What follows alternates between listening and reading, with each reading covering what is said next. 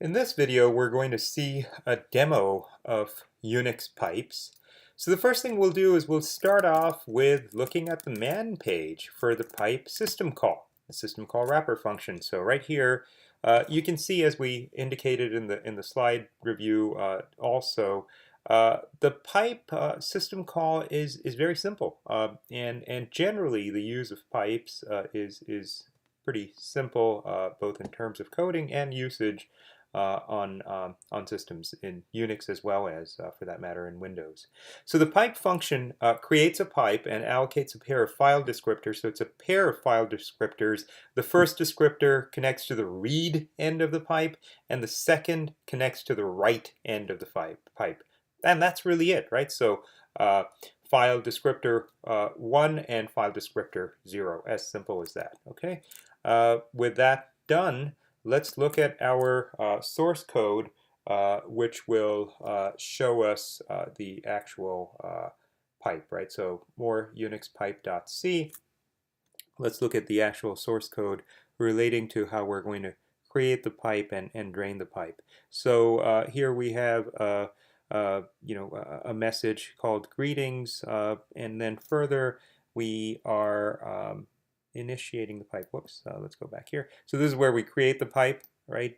And of course, if our result is -1, that means the pipe failed. Otherwise, we have a pipe with the file descriptors. And then what we do is, once we have the pipe, what we're going to do is we're going to initiate a fork system call, which of course, we're going to spawn a new process. We're going to spawn a child process.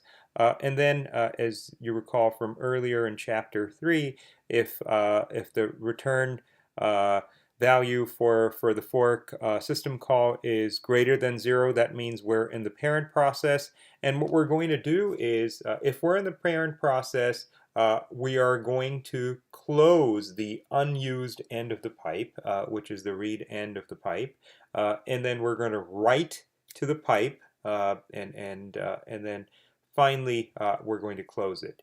And if we're in the child process, which means if the PID was equal to 0, right here, what we're going to do is we're going to close the unused end of the pipe, which in this case is the right end, right? So the right end of the pipe, because what we're doing is the child is reading from the parent's pipe.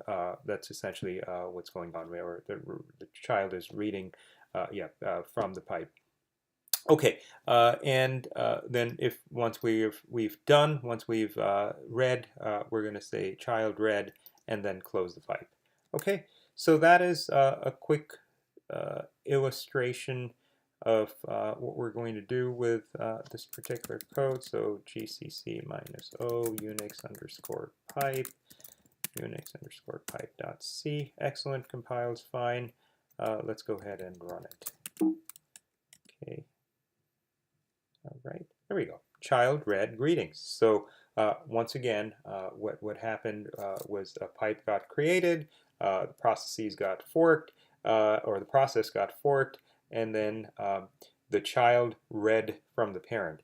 Now, if we want to look at the actual system calls being invoked, if you may recall from earlier, at least on a Mac system, I can do a dtruss on this code to see that happen.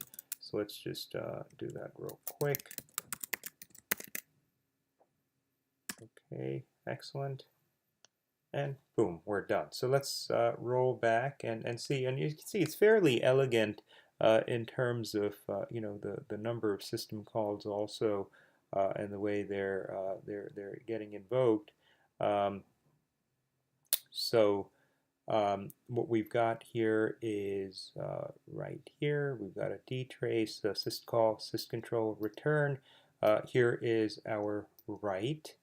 And then finally, if we were to go back up, here we go, child greetings, right? So open dev dtrace helper, child read greetings. Of course, this is just the output manifesting prior to us printing out all these system calls. And then get PID. Further down, we've got here it is. That's what I was looking for, the pipe right here, right? So there's the pipe being created, and then finally the fork being issued, and then the close in both cases, right? So yeah, pretty good manifestation there. And just one more piece of data in the context of pipes. So as you know, you've certainly seen me do this all the time, where in demos I leverage pipes all the time. So um, if we were even to go back and run our Java date server and put that in the background, well, actually, our date server is already running, which is good. So our second date server failed, which is a good, actually, illustration of how sockets work. If you're already bound a socket to a particular port on a given system, then you can't, open up. You can't open up yet another socket to listen on the same port. So what I'm going to do is just as I'd done earlier, just to illustrate the usage of pipes, which is very common certainly in Unix systems. So what I'm doing is I'm taking the netstat space minus an command, and then I'm piping the output, which means I'm taking the output and sending that through a pipe, and then finally I am going to grep for 6013, right? So what is going on is again, the output is going to get passed or piped to the grep command, which in turn matches for port 6013.